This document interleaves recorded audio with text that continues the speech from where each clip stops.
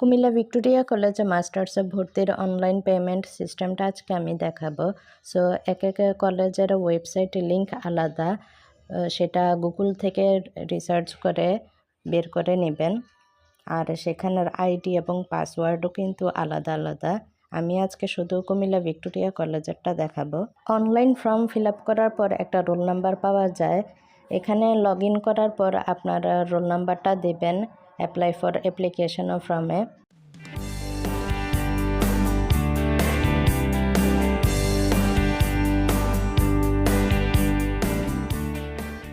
Education ফি আর তার উপর জানুয়ারি 2026 select করে স্টুডেন্ট আইডিটা লিখতে হবে। আর তারপর পেমেন্ট 1000 টাকা আর এক্সট্রা ফ্রি 13 টাকা করে কাটবে।